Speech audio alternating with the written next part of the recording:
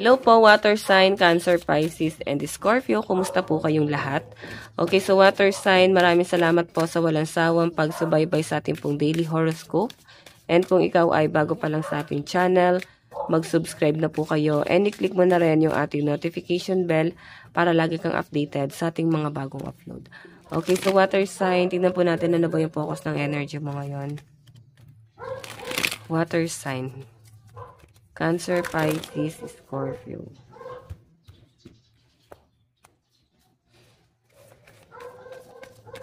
Water sign. So guys, meron tayong the sun. Okay. Okay, basahin natin guys. A time of great joy and success. Brilliant epiphanies that lead to magical opportunities. Plans that work out perfectly, gratitude to the divine. Okay. So, alam nyo guys, ito ha, ang sinasabi sa akin dito, parang ito na yung panahon. Parang ito na yung oras mo. Ito na yung oras mo para, alam mo yun, parang mag-shine ka. And I think, parang biglang magic na parang biglang maraming opportunity paparating sa inyo. Okay? So, pinapakita sa akin guys, as in, ma-overwhelm ka sa dami ng mga plano, idea na paparating sa inyo. And the sinasabi dyan, guys, ayun, no, gratitude to the divine. Pasasalamat sa inyo, guys. No? Biyaya sa inyo ni universe. Okay? So, napakaganda kasi, guys, ng the sun. Kasi ito ay success, achievement, and opportunity, new beginning. Okay? Napakaganda niyan. Lahat nandiyan na. And I think yun din, guys, yung gusto mong mangyari din talaga. Na parang, tuluyan ka na guys, masakop ng ganung pakiramdam na sobrang gaan. Okay? Tignan pa natin.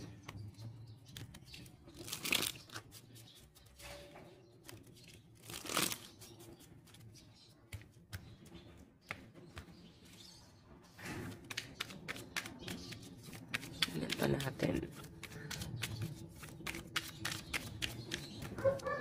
Meron tayong page of swords. Meron tayong Knight of Sword.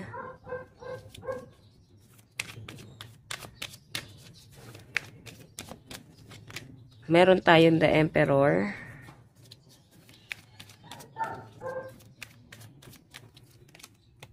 Three of Pentacles. Okay. Ayusin nga natin to guys. Ayan. So, guys, okay. Parang meron kayong pinaglalaban. Meron kayong gustong maayos. Parang alam niyo guys, parang merong hindi natapos kasi. So, siguro ayaw nyo guys maisahan, mautakan. So, parang kiniklear nyo ngayon na parang dapat matapos to. Okay, ganun Parang medyo mainit yung ulo mo ngayon. May pinapakita sa akin dito guys na meron kang ipaglalaban dito. And parang gusto mo guys ng pagkakaisa, na parang, parang ako na lang lagi ang gumagalaw, ako na lang lahat, parang responsibilidad ko na lahat. Parang ganun yung pinapakita sa akin. So, Three of Pentacles kasi guys, gusto mo guys ng pagkakaisa. Pwede yun yung hindi mo nakukuha. Okay, yung magkaroon kayo guys ng pagkakaisa. Na parang ikaw, nakikita ko kasi guys, may success na paparating sa inyo. May nasa-sense din ako dito guys, ay no, baka mag-sign ka ng kontrata. Okay? So, ayan. Kung ano man guys yung tumatakbo sa isip nyo, kailangan nyo guys kontrolin kung paano ka magsalita. Kung paano mo bitawan yung isang salita. Kasi, dalawang bagay lang yan. Hindi maganda yung lalabas sa bibig mo or maganda yung masasabi mo. Pero sa pinapakita sa akin guys, pwedeng galit ka ngayong araw at hindi maganda yung masasabi mo. Okay? Try mong kontrolin yan. May nakikita ko guys, possible na may mga ma-terminate dito or pwedeng mabawasan yung grade mo, parang bumagsak. Ganun yung nasa sense ko. So, ingatan nyo guys, lalo na kung meron kang mini-maintain. Okay, tignan pa natin.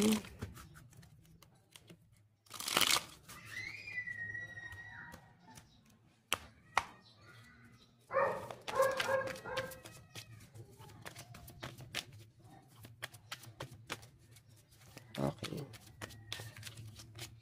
Meron po tayong Three of Clouds.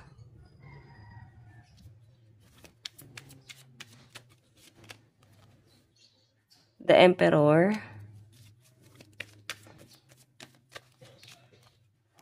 Inspiration,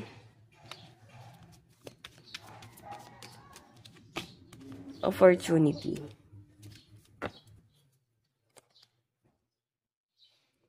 Okay.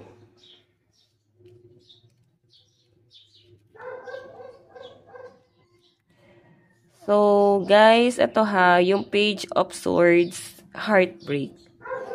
So, sa pinapakita sa akin dito, guys, siguro galit ka. Masakit yung nararamdaman mo, pwedeng trauma. Kung bakit din, guys, meron ka mapagsasabihan dito na medyo magiging insensitive ka. Okay, ingatan mo yung emosyon mo kasi hindi mo kontrolado yung emosyon mo ngayon. Ayan, no? Pwedeng masaktan ka eh. Pwedeng hindi lang sila yung masasaktan mo, pati ikaw masasaktan ka. So, meron ako nakita guys, angel number 555, tatlong 5, ayan, tignan mo sa Google, angel number 555. Baka meron ko sabihin sa inyo yung mga spirit guide. Okay, Knight of Swords, take up space. Diba? Medyo matigas talaga yung loob mo guys. Parang kailangan meron kayo talaga guys baguhin. Okay, may nakikita kasi ako guys, may parang galit dito, may makikipagmatigasan or baka irritable ka ngayon, baka may magpapainit sa ulo mo. Ayan po. And the Emperor, Inspiration. So, iba sa inyo guys, pwede magre-resign kayo. Or parang hindi kayo takot na mawala yung kung ano man yung meron ngayon. Kasi meron kayong backup plan. Meron kayong hinahanda na kapalit. Three of Pentacles, opportunity, no? Siguro may nag-offer na sa inyo. Or baka may, ito nang isabi ko sa inyo, may achievement. New beginning na to yun. Pwede nagkakaroon na guys ng progress kung ano man yung ginagawa mo sa buhay mo. Or kung ano man yung sinimulan mo na sa buhay mo. Okay? Tignan po natin ano naman yung advice. Meron tayong let your fears dissolve. So, tends to guys, no? Dalas ng takot. Yung nakikita ko sa inyo ngayon. Dala ng takot mo. Kung ano mang meron ka ngayon. Kung ano man yung nararamdaman mo ngayon na pwedeng galit. Tense yan guys eh. Parang pinapakita mo na agad na galit ka kasi takot ka na baka ikaw yung, alam mo yung parang trauma, takot ka na baka sa'yo mangyari. Sila yung magalit sa'yo. So parang ikaw na yung gumagawa ng takot mo na yon. Makikita mo sa physical appearance mo, sa personality mo, yung takot mo eh. Okay? Kasi ini-embody mo na.